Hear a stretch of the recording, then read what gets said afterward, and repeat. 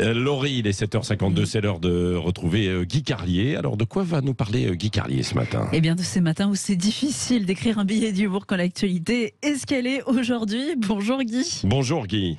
Bonjour Laurie, bonjour Patrick, bonjour à tous. C'est vrai, Laurie, c'est pas facile un jour comme aujourd'hui où le simple fait de prononcer le mot humour semble presque obscène. Autant vous dire que la chronique que j'avais écrite hier après-midi et que j'ai prévue ce matin est devenue totalement déplacée et j'ai dans un premier temps décidé de la remiser par devers moi et la garder pour des jours meilleurs.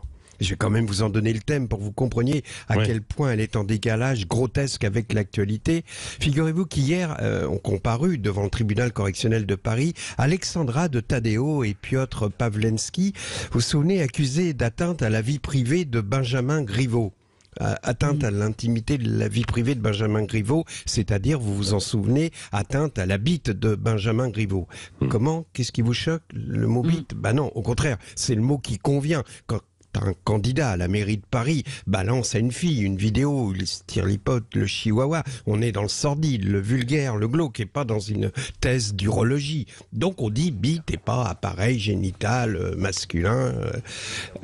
Mais ce qui a retenu mon attention dans cette affaire, c'est que le couple a plaidé non coupable en déclarant que la diffusion de cette fameuse photo de l'appareil génital reproducteur de Benjamin Griveaux constituait une œuvre artistique.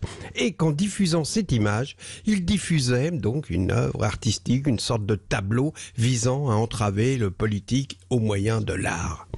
Oh la vache, une œuvre d'art. Autrement dit, la bite à Griveaux, c'est un Picasso, un Van Gogh, un Matisse plutôt, car vous le savez, ce peintre a été mondialement connu par son tableau intitulé « Ceci n'est pas une pipe ». Oui, c'est davantage cette école-là, vous voyez, on imagine, Griveaux aurait pu accompagner l'envoi de son image d'un commentaire disant « Ceci aimerait bien être une pipe ». Enfin, quoi qu'il en soit, cet argument de la défense du couple, qui comparaissait donc hier en correctionnel, nous ouvre des horizons. Si l'envoi de Griveaux est une œuvre artistique, alors le Body Love devient une galerie d'art, un musée. Amsterdam a le musée Van Gogh, le Cap d'Agde aura son musée Patrick Roger. D'aucuns me feront remarquer que pour une chronique pour laquelle j'ai précisé d'entrée qu'il fallait faire preuve de délicatesse, d'éviter toute grivoiserie déplacée, toute vulgarité compte tenu de l'actualité, ce n'est pas une franche réussite. Vous avez raison. J'ai parlé de Griveaux parce que je ne voulais pas parler de choses plus vulgaires et plus glauques encore. Parce que la facilité ce matin, ça aurait été de surfer sur l'émotion, ça aurait été de surfer sur la colère, de me complaire dans cette ambiance dramatique, d'y ajouter une indignation, de vous donner mon avis, et que vous importe mon avis, qui ne ferait que diviser davantage. La bite à Griveaux, c'est vulgaire, moins que les tweets des personnalités sur Nanterre.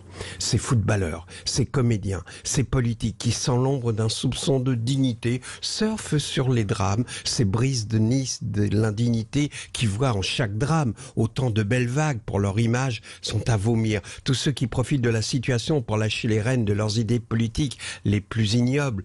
Comprenez maintenant pourquoi Griveaux?